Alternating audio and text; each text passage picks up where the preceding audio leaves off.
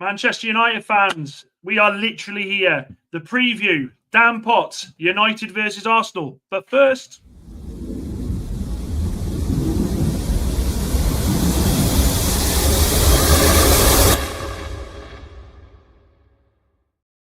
Oh man. Welcome everybody. Good to see you all. Listen, it's here. First game of the season is on Sunday. And what better person to bring on for the preview than my mentor, my number one, my favourite Arsenal fan, Dan Potts. How you doing, my friend? Good, bro. Cheers for the intro. Cheers for having me on. Big up to you, man. You're doing great things over here, man. You've been consistent and you're delivering, and it's great to see you growing, man. So big up to you for hitting 1K so quickly and for hitting this many subscribers and views. It's been brilliant, mate, and I know everyone's enjoying it. So big up to you, man. And yeah, let's get into it. Thank you, mate. Thank you. Yeah, it's been a crazy transfer window, Potsy. Like when we spoke, what was it, about four or 5 weeks ago? We hadn't done Mbeumo yet. You hadn't done Gyökeres yet. It was just sort of going here, there, and everywhere. And now all of a sudden, we're kind of both in that situation where, look, we know 75% of our team. There's still potential for surprises for both of us. You're still waiting on the answer of a couple of players. How are you feeling with your transfer window? I know we've just discussed it, so I don't want to delve into too much, but how are you feeling? Is it there where you want it to be, or is there room for improvement with that? No, it's not ready yet. It shouldn't be done yet. We've still got a hell of a lot, if I'm honest, to be looking at getting. Eze's got to come in. I know Spurs are interested. Eze's got to come to Arsenal. I can't have him not, man. Do you know what I'm saying? So, yeah, I need to see Eze at Arsenal, bruv. But I also need to see a left winger, Dan, on top of that, because I know that we've got Ethan Nwaneri and I know that we've got Max Dowman. And I love the fact that they're youngsters, but that is exactly it. They're youngsters. Yeah. I can't have Max Dowman and Ethan Nwaneri playing 30 to 35 games this season because I think that will just burn the pair of them out. So Eze coming in with Odegaard is a good thing. Madueke and Saka, I think, will be right wingers, and I think we're going to bring in a left winger with Martinelli on the left as well. But I just don't know if we're going to get Eze and that one more at the moment. It doesn't look like Rodrigo's looking likely. I don't even know if he wants to leave Real Madrid, but Manchester City are clearing out books so that they can get him in, I think. Obviously, Eze is linked with Spurs and Arsenal. I'd like to think he'd choose Arsenal, but Arsenal got to put the money down if they want him. So I feel like there's still a lot to do. And people think that you can rate a window on who comes in. You've also got to rate it on who leaves as well, particularly for Manchester United. You know, there's a lot of talk about wanting Onana to go and Sancho's got to go, Rashford's gone. They still want Garnacho gone. They want Anthony gone. It's like, hang on a minute. Like, that is a massive, massive part of the window. And for us, we haven't sold anyone, really. I mean, Zinchenko's still here, Lokonga's still here, Vieira's still here, Nelson is still here, Jesus is still here. There's rumours of Trossard potentially leaving, Kivior, who's been, I think, good for us last season. There's 6-7 players there, man. So I still think there's a lot to do. And, you know, as much as I think Gyökeres puts it to like a 6.5 out of 10 window, I still think Eze and Rodrigo have to come in for it to be anywhere near an 8 or a 9, which is what we need. So that's where I'm looking at, bro. Yeah, it's mad. Like you say, I mean, the Madueke one was a surprise for me because especially when we were talking about Rodrigo, we were looking at so many different players. But I do feel like still, even with the fact that Arsenal have got those players that they're still trying to get rid of, we know that ourselves. We've still got players on the payroll that we can't get rid of. I still look at Arsenal's side compared to Manchester United and I go, do you know something? I wish I was at that point. You know my thoughts on Manchester United. We're nowhere near the finished article in that. But I still think with this Manchester United and Arsenal game, it brings up so many questions because there are positions in both formations there that I think are still up for grabs. I still think there are positions that you don't look at both teams and go, I can name that 11 right now. Back in the day, 98, 99, 2003, 2004, the battlegrounds, we knew exactly what 11 was playing every time. This time, mate, I just can't call. We know the core ones, but we don't know the actual the ones essentially for me, if I'm to explain, the centre-back side, the central midfield. That for me is the concern. I know with you, you've got your concerns. What are yours with your team? The left-hand side for Arsenal, bruv. If I'm honest, I think the left-back and the left-wing position are the only two positions that I think everyone would look at and say they're not elite. Because whether you think we're world-class or not, you'd still say that Arsenal have some elite players. Declan Rice, Saliba, Saka. But you wouldn't look now and say that Arsenal have an elite left winger. I like Martinelli. I've got a lot of time for him, but his form's dipped. I like what Lewis Skelly's brought, and I think Calafiori's got a lot to prove, but he's clearly, wanted by a lot of clubs for his defensive abilities, and his attributes going forward look good too. but I don't think any of those are elite. And I think that, if you was to go and add a Nuno Mendes and a Rodrigo into the left-hand side, all of a sudden Arsenal look elite again. So that's where I'm at. And I love what Lewis Skelly brings. I still think he's more of a box-to-box midfielder that's playing at left-back at the moment. I still think that Martinelli has got a lot to bring, and I hope that the Gyökeres signing and potentially Saka and Ødegaard coming back into fitness and form can allow Martinelli to have a better season. But I think the weaknesses for Arsenal are clear. We're not weak defensively. I think we've got now, a resolute, hard, compact team that's hard to break down and beat. I think midfield is going to be interesting this season. Zubimendi's brought into it. I think Rice playing a little bit deeper is needed. And then obviously you've got Ødegaard, who we've spoken about. I can't allow his form to dip.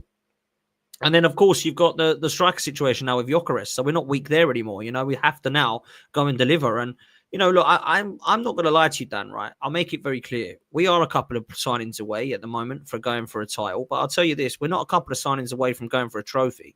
Because I've seen Lasner win with Palace, and I've seen Eddie Howe win with Newcastle, and I've seen Maresca win with Chelsea, and I've seen Ange win with Spurs. So nobody tell me that we aren't good enough as a squad to win a trophy. We might not be good enough to win a Champions League or a Premier League, some people might not say, ahead of Liverpool.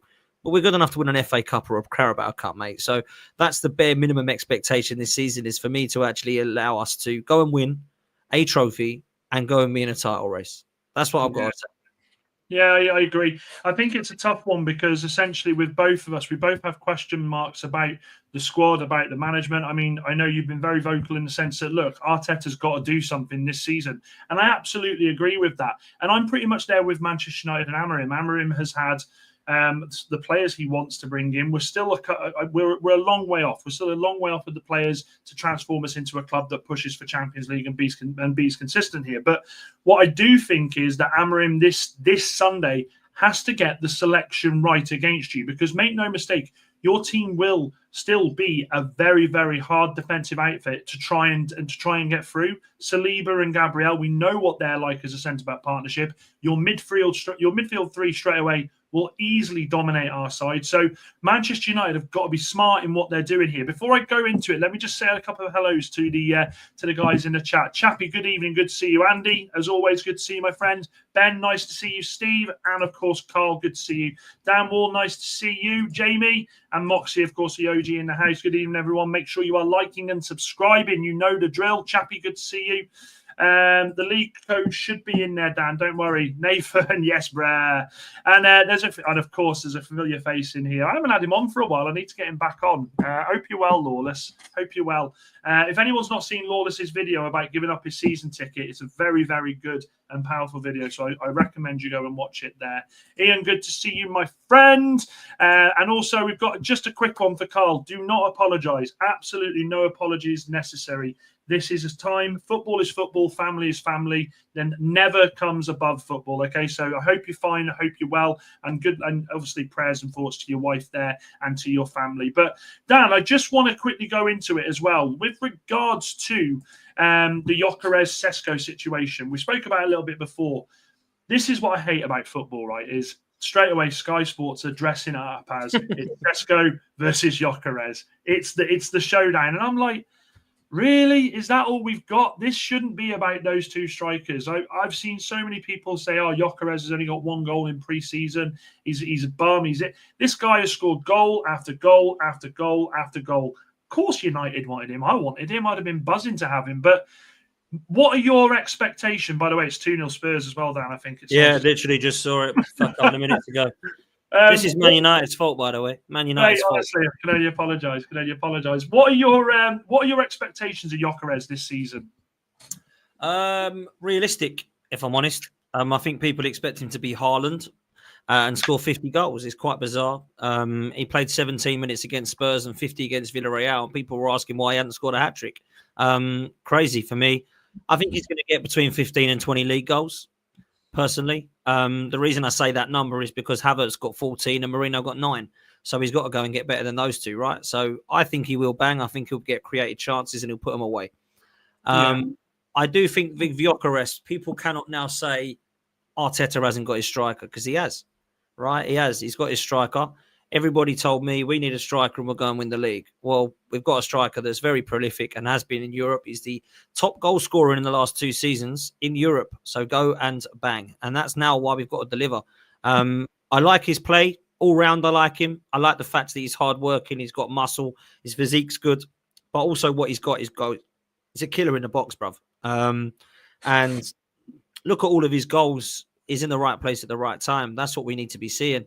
I actually thought his goal was quite underappreciated the other night as well, because how much as Zubimendi played well, I didn't think that delivery was very good. I thought it was a little bit behind him, and it was just a striker's instinct, a header.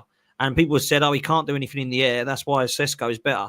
Well, Gyökeres looked right in the air the other night. So I think Gyökeres will be the player that's ready now. And I said this on Rich's stream earlier. I think Cesco is good for Manchester United and Gyökeres is good for Arsenal. And I think that's the right way round, because Manchester United can grow with Cesco. Arsenal can't grow with Cesco. They've got to win now. And I think it would be unfair to ask a 13-goal Bundesliga striker at 21 to come in and win Arsenal the league by scoring 30 goals. I don't think that's fair. So for me, I think Victor Gyökeres is the one who's ready now. That's what I want to see. So I think it's a good signing, man. Yeah, I agree. I think he you talk about a player that ticks boxes. I think he absolutely ticks boxes for what Arsenal are trying to do. Now, Manchester United, on the other hand, with Benjamin Cesco, I have been completely transparent with my chat. I went on to Loaded Mag yesterday. I wanted Watkins. Because I thought Watkins was what we needed now for the next 2 or 3 years for us to get through this project. But do you know something? The Cesco deal's done and we move on with it. He's obviously a striker that is really, really talented. We know he's got a high ceiling. But I would say this. Manchester United need to treat this boy right. We need to give him the service, because he could just end up being another Højlund. And we saw the story with Højlund. I remember being on your channel after Højlund had just gone 6 for 6, and we went, actually, do you know what? This guy might know how to play football. And then he fell off a cliff and he's never been seen since, really. So Manchester United have to make sure that they're A, creating the chances for this boy, and B, that they back him. And when I say back him, I mean not get on his back if something goes wrong there. He still is a player that is growing. He's 22 years old. But again, the worry for me is 13, 14 goals a season. I would expect more for the money we're paying. That's my concern here. So I think Manchester United have got it all to do with Cesco. If he develops into the player we hope, well then, yeah, we're absolutely laughing, because this guy then could go on. It could be the resale value if he goes on to play for football for a Madrid or something like that. Let's not run before we can walk, but I'm just hoping to God that Manchester United do right by this lad, because we cannot put the expectations on him to be a 25, 30 goal a season. It won't happen. So your thoughts, because I know you were linked with Cesco. Yeah. What were your thoughts on him? High potential, good attributes, physical, strong in the air, can ping a ball, will score goals, not ready now to win a title. That's literally how I see Benjamin Cesco, and that's why people were calling him Benjamin Cesco, because they just did not want to hear that he was coming to Arsenal. Do I think he's good for Man United? Yeah, I think he'll score goals. I think the difference with Manchester United is you're comparing him at the moment to Højlund. Well, he's going to score more goals than Højlund. He's going to be an upgrade on that. I think me and you would. Yeah, right. So I think that's a fair comment to make. I think the Benjamin Cesco signing alongside Cunha and Mbeumo is even better, though. Because if you're looking at Cesco and you're thinking, right, okay, Garnacho and Sancho and Antony are delivering to you, you're probably going to roll your eyes. But if you've got the likes of Bruno Fernandes and Mbeumo and Cunha and Mason Mount, to be fair, as much as I'm not a huge lover of him, I think you've got players there that have delivered before. They've set up players before. They've been in big moments before. And people might not look at that at Cunha and Mbeumo because it's very different at Wolves and Brentford than it is to Manchester United. But if they can replicate even half the form and half the goal scoring of what they did last season, you'll still score more goals than you did this season just gone, right? So I think you scored something like 40 goals or something. It's just crazy. Mate. I've never seen anything like it. So Cunha, I think, is a very good player. I know people have questions of his attitude. I personally don't. I think he's a good player. And Brian Mbeumo, I mean, let's be real. I was very, very impressed with him and have been for 2-3 seasons now. And I think they're both going to complement Cesco. I think Manchester United's problems in midfield, if I'm honest with you, bro. Yeah, I completely agree. The midfield terrifies me, which is why I'm praying to God we get Baleba. Andy asks, Dan, if Arsenal don't win it this time, is it time to get rid of Arteta? I think I know the answer, but I'll let you take that one.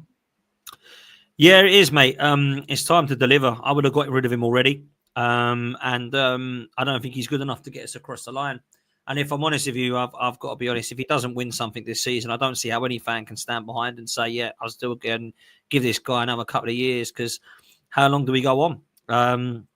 I've given the examples before of Ten Hag winning, Ange Postecoglou winning, Maresca winning. And you know what? We could tonight add Thomas Frank to that list as well, because it looks like Tottenham are going to win a trophy 2 trophies before Arteta's won in the last 5 years. So that's Maresca and now Tottenham with 2 different managers, both in phase 1 that have won a trophy. How ironic is that? So this is why people that are still protecting this phase bollocks they're all in the mud. It's just embarrassing, really. Let's be honest. Nobody needs 5 phases. They all just need a elite mentality to get across the line. And for PSG, look, Liverpool and Villa and Arsenal couldn't beat them, but Chelsea and Tottenham can.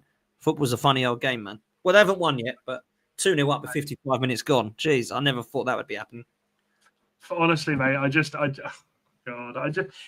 as you say there, and it is so right. Football is a funny old game. I mean, crazy. I've said it to you several times. You've said the same. Take me back 20 years ago when football was fun, when there was battles, when it was wing play. But interesting thing this Sunday then with the formations. How do you see that tactical battle going between Arteta and Amorim? Now, we had a one all draw. We've beat you in the FA Cup. You beat us before that. How do you see this going down? Do you see this as a battle of wills, or do you think the football will do the talking? Well, I think the football will do the talking, but I think the system will do the talking as well. Because what I mean by that is, I don't think this is going to be an outstanding end-to-end game. I don't think it will. I think that both teams will be a little bit scared to lose, which is probably why I've gone for the prediction I have done. But I do think that the midfield battle is where I'm going to be looking at, because Zubimendi, Rice and Odegaard, I think we have a much better midfield than what I think will be Ugarte and Bruno and Cunha and Mbeumo in front. I think the system might actually suit Arsenal with that midfield battle, but they have to turn up. Arsenal's midfield has to turn up. We can't have an off day. I hope Rice and Zubimendi are deeper together. I don't want this kind of Rice in the attacking 8 role. I want Odegaard to be more centrally as a 10, and maybe in and out of possession we might change it, but I want to see more of a 4-2-3-1 at Arsenal. So we have Rice and Zubimendi both in the double pivot, and they're kind of pistons of an engine. And then you've got Odegaard, who's, we all know on his day can do bits. But I do think every rival should look at Saka as the biggest problem. I really do, because he is the biggest threat. He is the only one of the attack that's been consistent for the last 5 years. And as much as I appreciate that Martinelli can be good on his day and Gyökeres is going to be a danger, I think if you stop Saka, you'll definitely nullify a majority of our attack, because he's that important. So I think you should be highlighting him, and I think it'll be quite an interesting battle between him and Dorgu to see who can get the better of who. And I imagine you'll be playing, I don't know who's going to be playing your left side of centre-back, but it'll probably be Heaven or Euro or one of those guys. I don't know. But for me, I think it'll be an interesting battle. Midfield dominant for me. If we can do that, we know Arsenal are good defensively. I don't see it being a high-scoring game, Dan. I've got to be honest. It's mad, isn't it? I mean, I personally think with the left side for us, I think it'll be Luke Shaw. I think it'll be Luke Shaw and Dorgu that will be tasked with trying to keep Saka contained. But the difference is now, and again, we go back to the signing of Gyökeres. I think Arsenal for a long time have been easy to sort of know who to mark out of the game. If you keep Saka quiet, it's going to be okay. Now you've got Gyökeres in there who can score the goals as well. It just adds that dynamic. I mean, Manchester United on Sunday have to absolutely line up with a striker. I've said my fears already that we start with the 3 that we started against Fiorentina. I think if we do that, I think Amorim's made a big bozo mistake there, and I think it hands the game to you. Manchester United playing without a striker just look lost. The formation does not work. If he's going to play the 3-4-2-1, absolutely fine. You do that. That's no problem. But what you have to do with that is you have to have a focal point up there that is ready to receive the ball, put it in the back of the net. And unfortunately, with the 2 boys that we're utilising and moving around, Cunha and Brian, they were brought for number 10 roles, Potsy. They were brought to do that. They weren't there to be strikers. And I saw so many people in the summer before we did the Cesco signing saying, well, it's okay because we can put one of them up there. Manchester United's problem for so long has been square pegs, round holes. It just doesn't work. So I think it's going to be a thrilling game, mate. I said on the other show just before with Rich and Josh and yourself, Manchester United have won 22 opening day fixtures. I think that's the top. I think that's the record. So I'm always going to back us to have a go. I think it would be a statement. I think it would be a massive statement if we go and beat you at Old Trafford. However, I still feel like the pressure is more on you than it is on us, because people obviously looking at Liverpool, looking at City, who have done well in the transfer windows. I mean, City look like they're about to either get Rodrigo and Donnarumma or whoever else. You have to start strong. to keep in there, because make no mistake, first 5 games for you are key. I mean, who else have you got in your first 5 games? You got us, obviously. Who's after that? You got some Horrific. We got Man United at Old Trafford, Leeds at home, Liverpool at Anfield, Forest at home, Manchester City at home, and Newcastle away. It's rough, man. It's rough. I think you guys are in a bit of a mess for the first 6 as well, aren't you? Yeah. We've got you first at home, then we're away to Fulham, at home at Burnley, which you'd look at that and go, okay, that's the game, and then it's City away, Chelsea at home.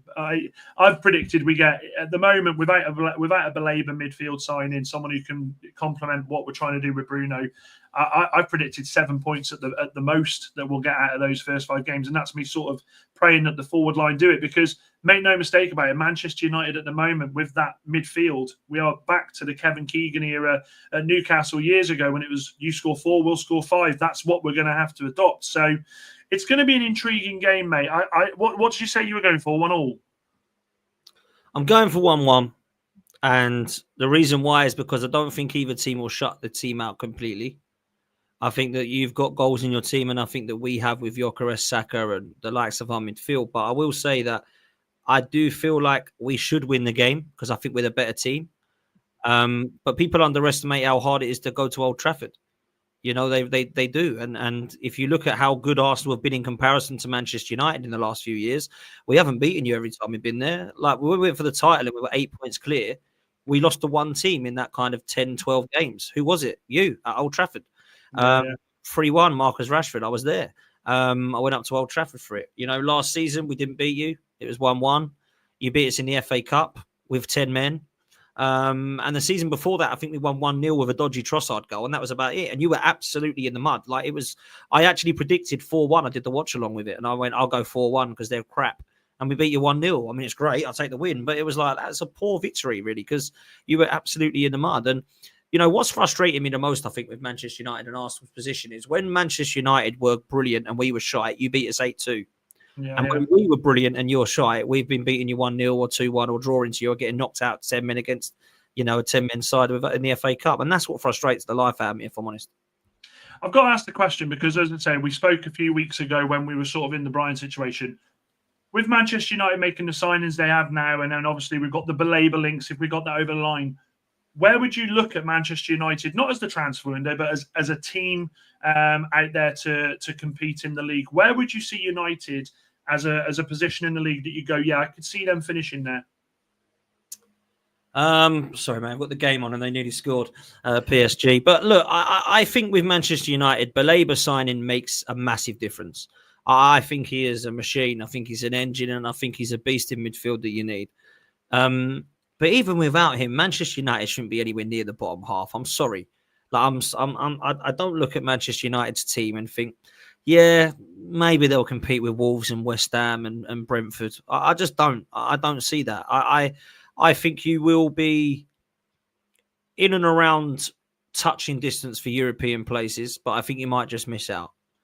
I think you might be sort of floating around 7th or 8th Conference League type. And I genuinely mean this. The standards are in the mud at Manchester United. I totally appreciate that. But also you have to be realistic. I don't think you buy Mbeumo, Cunha and Cesco and go, right, well, that's top 4 done. Let's see if we can get close to Liverpool and Arsenal.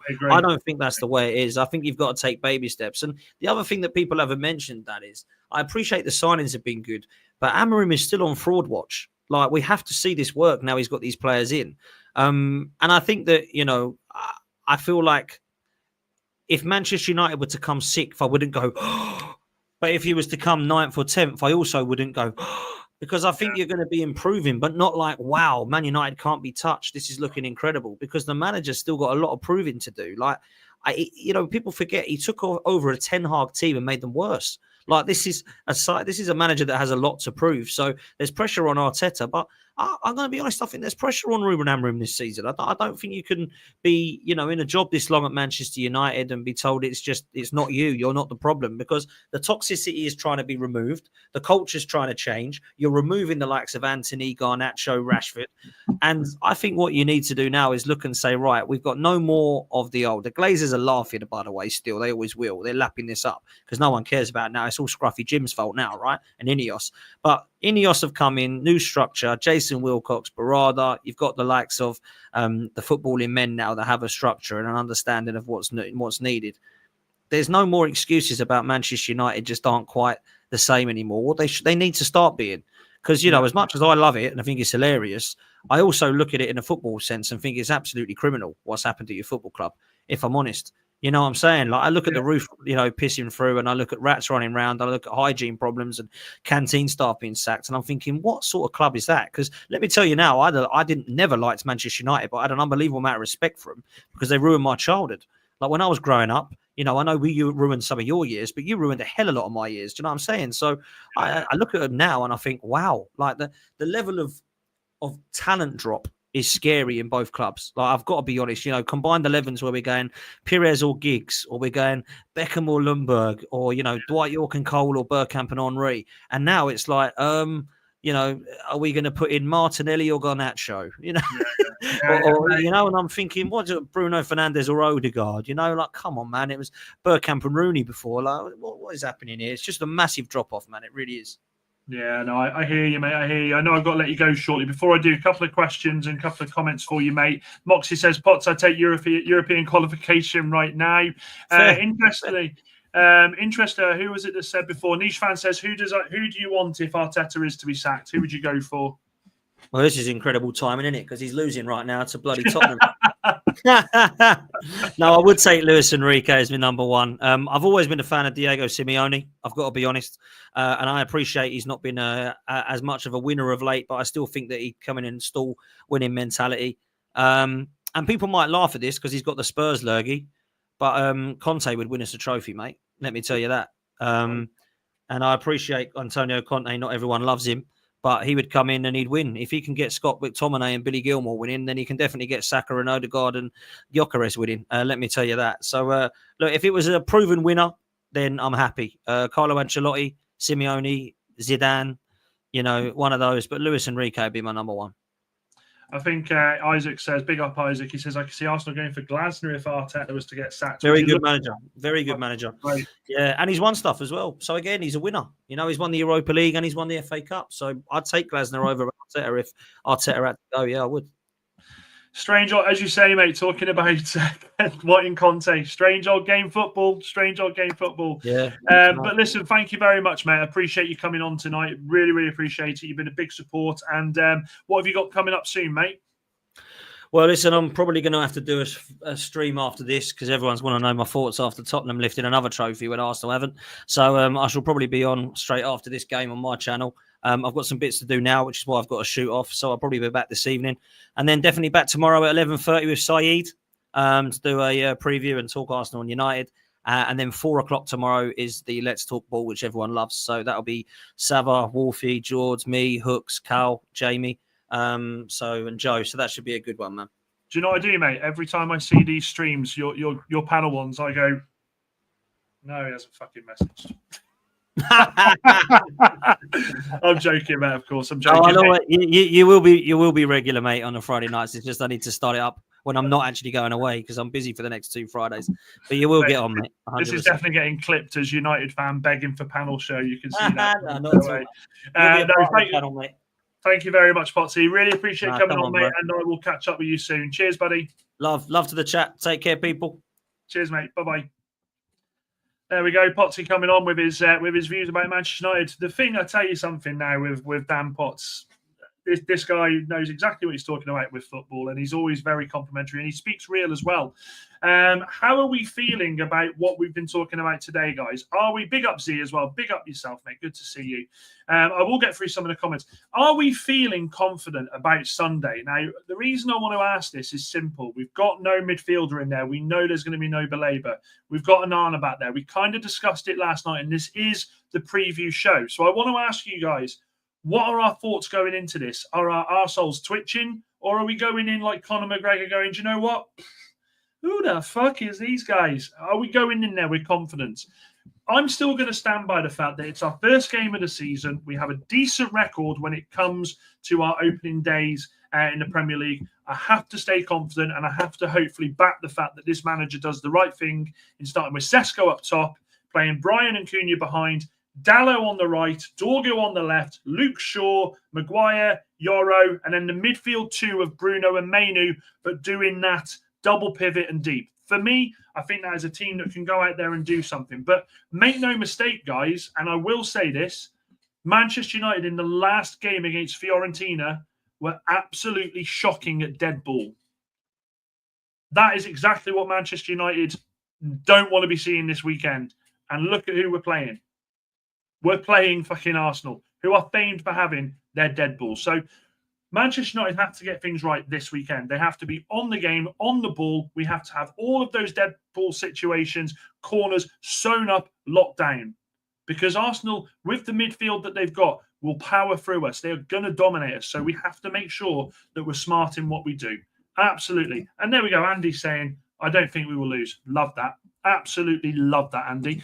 Chappie says, is the bus Arsenal used the last time they won a trophy and still in use, or is it a motor museum? What do you like? This is a great comment, by the way, Moxie. And look at that. Look at Moxie. Smash a like on the video for Moxie's fucking shirt. That is a thing of beauty. Mark Armstrong has come in as the commercial manager, has set off on fire. The deal announced with Coca-Cola today is massive. Absolutely.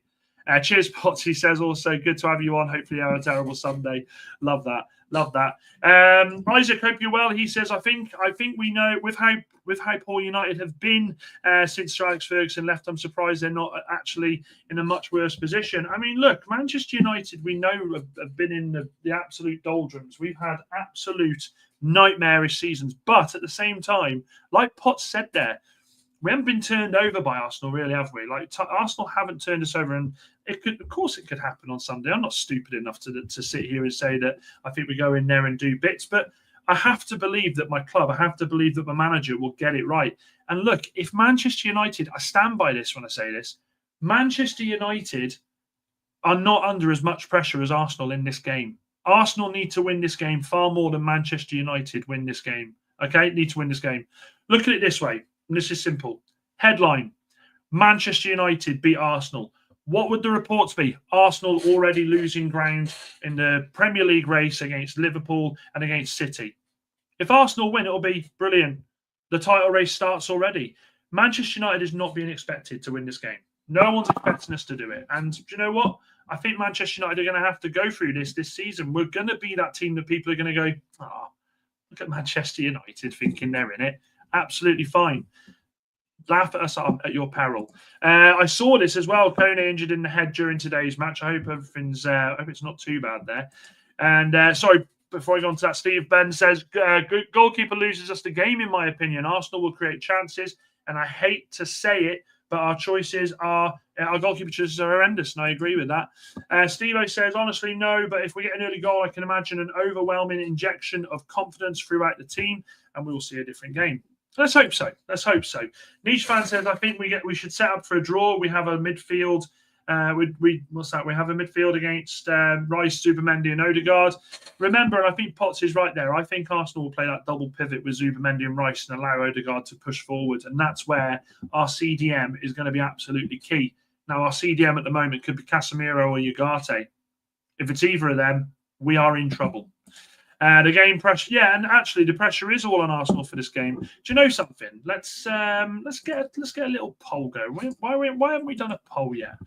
Let's get a poll on this and see what everybody's thoughts are, because I think it's interesting to see what you lot think about. And there, steady on. Let's have a look. Let's get the poll. Manchester United. Who is the pressure on going into this game? That was really good typing for once. United, Arsenal. I spelled Arsenal wrong. You can tell that. Guys, honestly, I'm amazed there's so many of you even here tonight. It is absolutely fucking sweltering. I'm struggling with this heat. I'm absolutely struggling with this heat. There we go. So there's the poll. Have a look. Pop it in there. Tell me what you think. And also, let's get those likes up. We're on 25. See if we can get those likes up tonight. Jamie says, Dan, what do you think about the Rashford interview? Do you know something? The second I saw that A, it was Rashford, and B, it was with Lineker, I just immediately lost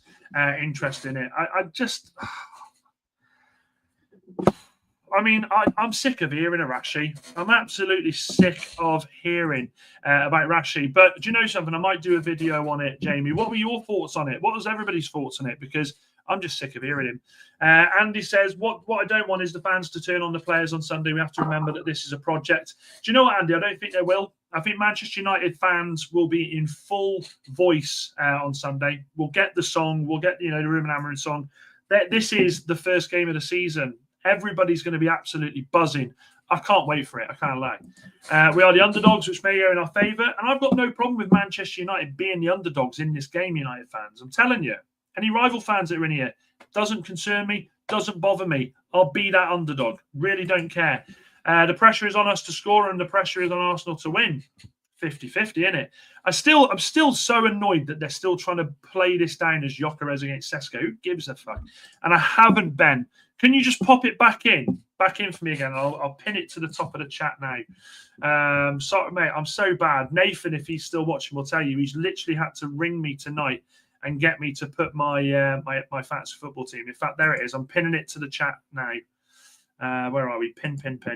Guys, honestly, if you haven't already, I've pinned it to the top there. Make sure you join the FPL Dan United League. I am going to announce on Sunday after the Arsenal game what the prize is going to be for the winner. We're going to have a couple of prizes, I think, but it'd be good to get a few of you in there. It doesn't cost anything to play, so don't worry. Unlike bloody Nathan, who's charged me 25 quid, that I'll evidently bloody lose against this lad who's like fucking ridiculously good at FPL. It doesn't fucking... I'm not bitter about it, though. I'm not bitter about it. But other news as well tonight. Well, obviously, I know we're talking about Manchester United and we're talking about, they've just released a video for the third kit. Fuck's sake, that is so fit. So fit. But we are apparently, whether or not this is true, we are struggling to get the main man, Rasmus out the door. Rasmus at the moment is saying, look, I don't want to go. I'm a Man United fan. You can't get me out of here, guys. Please. You think you do this to me? That's what he's like at the moment. And Manchester United, they've got to get him out the door. I think I'm starting to worry a little bit that we've said with our chest for so long that Baleba, we can go out there and get him. But I think United are really, really working this down to we need to get rid of some players. Baleba news, apparently United are still flirting and still going and saying, look, we're ready to make the bid. I don't think this gets done this week, guys. I think Manchester United's main focus this week now is going to be on the game. It's going to be on the game. Manchester United won't be focusing on transfers.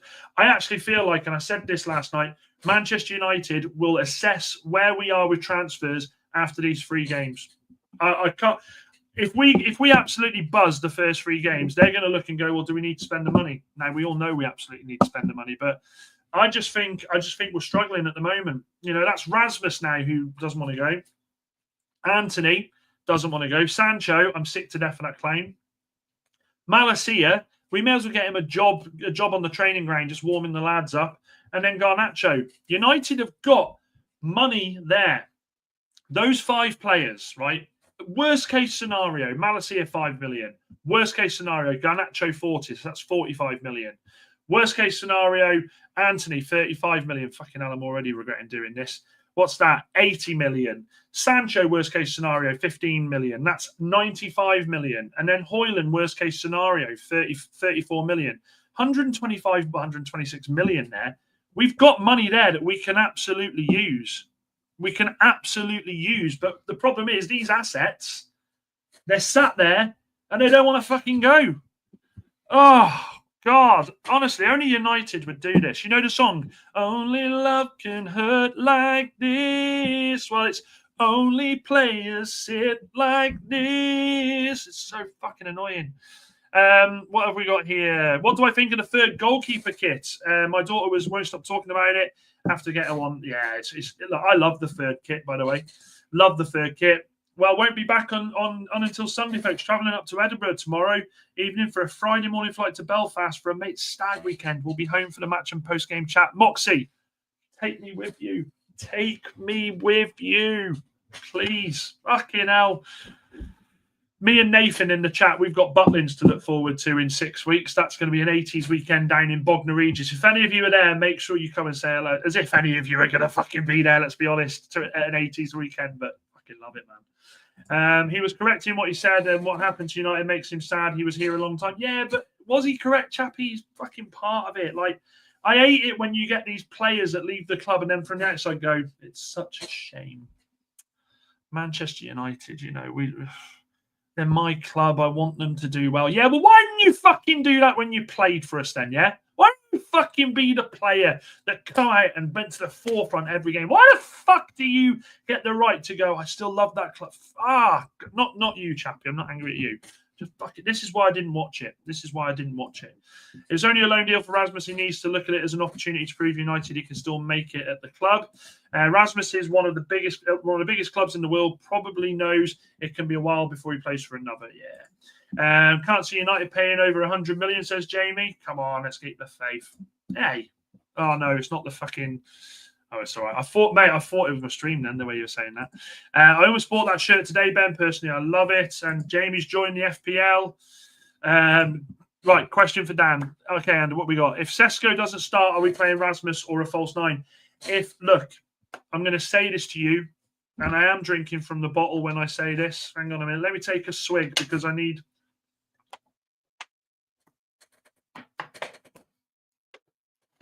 Oh, right. Okay, now. Manchester United on Sunday. You cannot start with the false nine bullshit. It has to be Cesco. We have seen in this pre-season that Manchester United's whole formation is based on the right players playing in the right position. If Manchester United go into this game with square pegs in round holes, let me tell you something here. Arsenal will come and absolutely dominate. Absolutely dominate. They will. And that will be a big, big problem. How are we doing with these votes, by the way? 76% of you are saying the pressure going into the game is on Arsenal. Let's keep those votes coming in and let's keep those likes coming in, you beautiful people. What else have we got here? Shameless, Nathan. Shameless. I want commission for that. And good to see you, Siat, as well. Good to see you, my man. Warbzo says, Rashford acting like his shit don't stink, talking about standards dropping when we all know he wasn't pulling his weight in training. This right here. Honestly, I just hate it. Like, do you know something? I am sweating like a mofo. Right. When Cristiano Ronaldo come out and did this, when Ronaldo come out and said all of this, at the time it hurt because I backed Ten Hag. Wrong, I know, but I backed Ten Hag. But then I rewatched it a couple of months ago, and I watched it and I went, all the things that he's discussed, all the things he said, we are listening to a club legend that has won the fucking lot at United. Okay, that has been a big part of the way United played in the noughties. Okay, in the early teens. Sorry, no, it was the noughties. I can take that. I can accept that from Cristiano Ronaldo. Because let's be honest, when you're talking about the way clubs are and you're talking the way football should be, Cristiano Ronaldo talks, you listen. Messi talks, you listen. Ibrahimovic talks, you listen.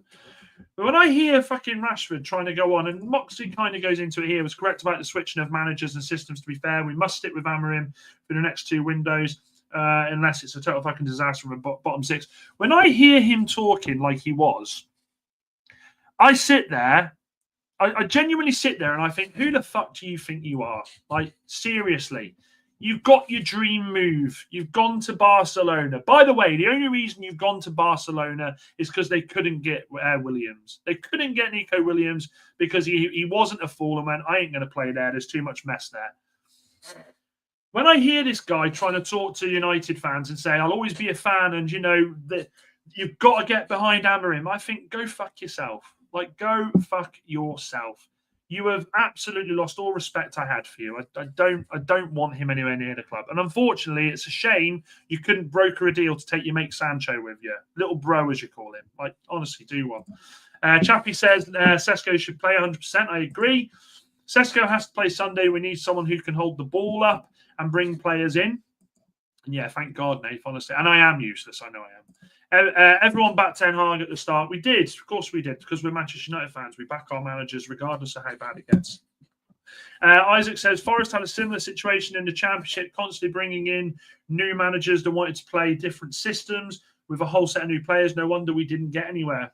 Honestly, United just have to make sure that they do things right here. And I actually go back to what Moxie said here. I'll go back to what Moxie said here. And he's right.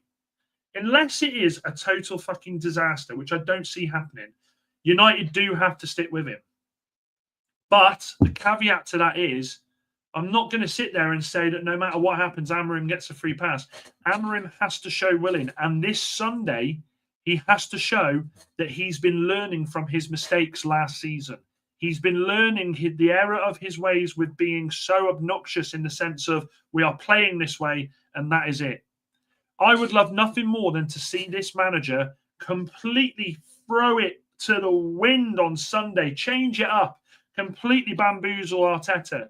Because I know, Arsenal fans know, United fans know, the world knows that we are going to set up with that formation. And unfortunately, again, that formation seems one of the easiest formations to play against. So he has to have the ability to switch it up, because if he doesn't, I think that will be his undoing. I'm just not sure. Not sure. What else have we got here? Rashford and his cronies getting him out of the club. Andy's absolutely spot on. And game on. PSG have just pulled one back. Potts, he'll be happy. I think we had something like 25 managers in 23 years. Honestly, the manager merry-go-round is just ridiculous. Like, gone are the days where managers were at clubs for 5 to 6, 5 years or upwards, where you knew that after a couple of seasons, that squad was theirs. Managers don't get the chance to come in and change things around. But again, we will say this about Amorim. He has, I think, changed the face of Manchester United this summer. We've seen 8-9 players either cast out, leave, retire, go out on loan, and he's bringing in new faces to do bits for him. He's still 2 players short, by the way, but I think Manchester United have to allow this manager to grow and build the squad. I can't afford Cesco. Oh, Cesco. Do you know what? I've got to change mine up because I did it a couple of weeks ago and it looks absolutely poor now. Well, I did say I think this would go to penalties, says Isaac. 2-1. There we go. We need to give Amorim 4 transfer windows to get who he needs. And Moxie, do you know that's a quick? No, Moxie can't be Irish. Can't be Irish. I don't think he is he? Moxie, are you Irish? I don't know why I got his picture up. Like I think, oh, he looks Irish. I don't know, Moxie. Are you Irish? Not sure, man. No, he's I love the extra. No, see ya. I'm Cumbrian, lads. I fucking love you, Moxie. You're a stunner, you are, mate. So we'll finish the vote there on 74%. Who has got the pressure? Who is the pressure on going into this game? 74% of you went with Arsenal, which doesn't surprise me because I strongly believe that the pressure's on Arsenal as well. Make sure you are smashing a like on the video. Make sure you are subscribing if you are new. As I say, we are on the road to 1,100 subscribers. Chat, if you could let me know how many subscribers we are away from hitting that 1,100, that would be bloody beautiful. Samuel says Premier League teams need to be playing wingers and 2 strikers. It's moved on from that though, Samuel. Back in the day, it was you and me, baby. We used to have fun. I'm not going to do all that because I'll get copyrighted. But then you delivered that baby. Look, that's not my son. Anyway, back in the day, 4-4-2 was the formation, wasn't it? And that's why you saw so many world-class strikers, because there was 2 strikers. And when I say 2, there was actually 4 because you needed 2 on the bench. Now it's completely changed. So you don't see teams mainly play with two strikers anymore, do you? Is the worst thing United can do now? The worst thing United can do now is sack Amorim, regardless of how he starts this season. It will always take time to undo 10 years of moving backwards. Yeah, I agree with that, Isaac. Isaac, the voice of reason. Ben says, like and subscribe if you haven't already. Yes, make sure you do. Please do. He's been given the tools. The ball's in his court, but it's going to take time. Chappie, I agree to a certain extent. I think all us United fans want. Did you see that bead of sweat drip? That is how hot I am. I think that he's got the ball is in his court, but he has to show improvement this season. On Sunday, I want us to play with an identity. I don't want us to be that team that just scums a result. I don't want to be that team that just fucking scums a dodgy decision to get the win. I want to see an improvement in the way that we do things. If we can see that, I'll be a happy man. As Moxie says, if you haven't done already, make sure you like and subscribe. It is free to do it. Angel says, I strongly fancy United on Sunday. If we're not up for this in front of our own fans, we will never be. And I absolutely agree with that. Jamie says, think the biggest pressure for the season now is on Arsenal now they have a striker.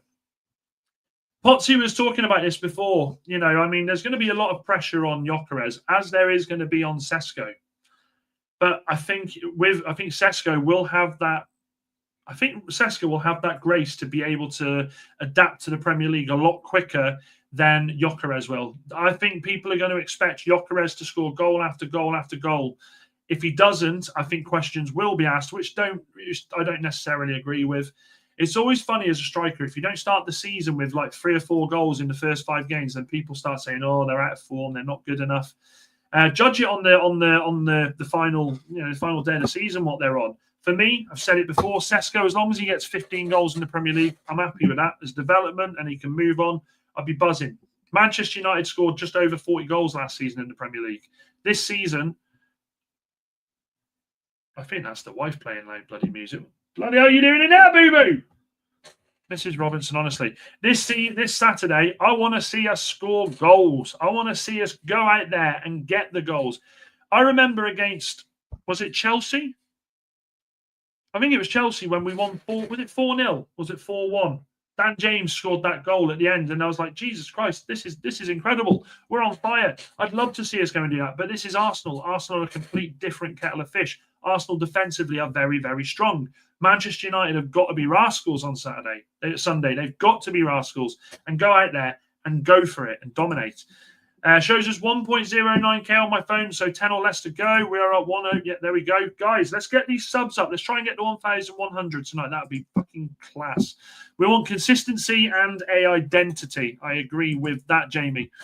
Will Cesco start, says Angel. Look, I absolutely hope he does. Let's put a quick poll. Let's see what people are saying.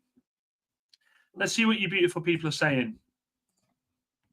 Will Cesco start? Will Cesco start Sunday? Simple question. Will Cesco start Sunday? Honestly, I will absolutely flip if he doesn't. If he doesn't start on Sunday, I will be absolutely livid. Absolutely livid. This guy needs to be starting. We cannot start the season without Cesco up top, or it's just fucking pointless bringing him. Cesco scores on Sunday. Can I get a spanner? Of course you can, see it. I'll make that promise for you right now, mate. I'll write that down. There you go. Moxie says, right, I'm off ski. I will probably be as rough as a badger's arse on Sunday with a kebab in hand. Come on, United. Moxie, and we will see you on Sunday, mate. You take care of yourself. Great to see you. And safe travels as well, my friend.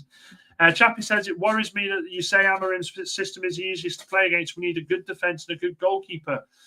Yeah, yes and no, Chappie. I think the defence are okay this season. I think the defence are a lot better than people give them credit for. I think it's next season that we try and sort that defence out. This season, we've got to sort that midfield out. We've got to sort the goalkeeper out. Is it 2-2? Guys, is it actually 2-2? Have Spurs been Spursy? Unreal. Let me just check the chat.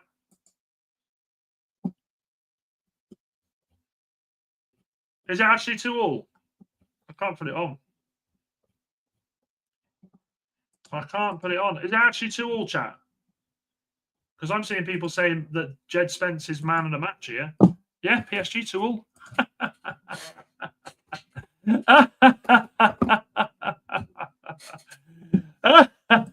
We fucking love to see it, guys.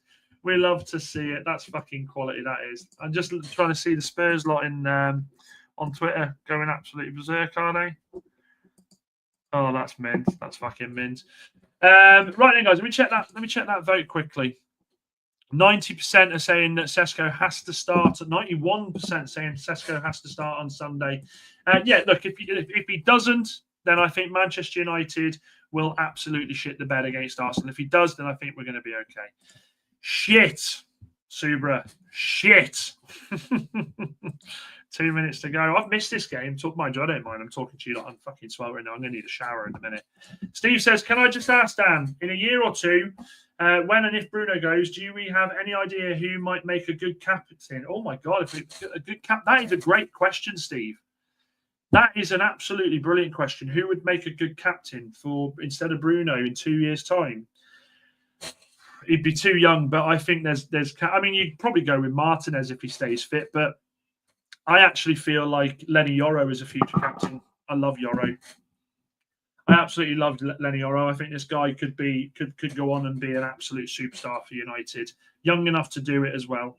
What do we think of shit? That's all right. We ain't top noob.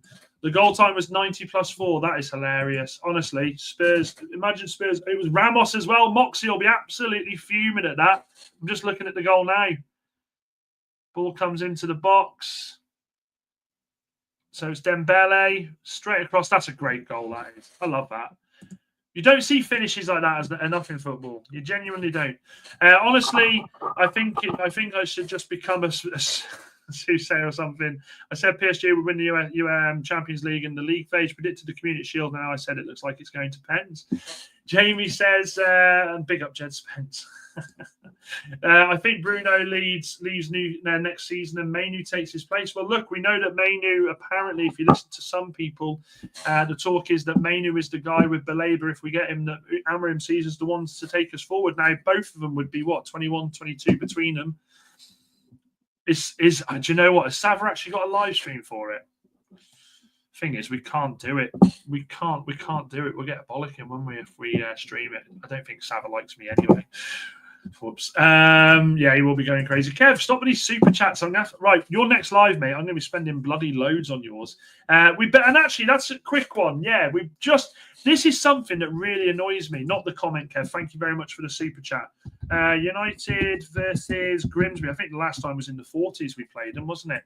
When is that game? When is it? Tuesday the 26th of August. Fucking hell. That is so bad that we're in the second round of the bloody cup. The second round of the Carabao Cup. That makes me fucking so upset, you know. And just imagine expressions. Yeah, do you know something, though? With this, by the way, with Grimsby, in that game, I want to see Chida Obi. I want to see Diego Leon. I want to see Kone. Yeah, I want to see Heaven. I want to see these players play in that game. I want that.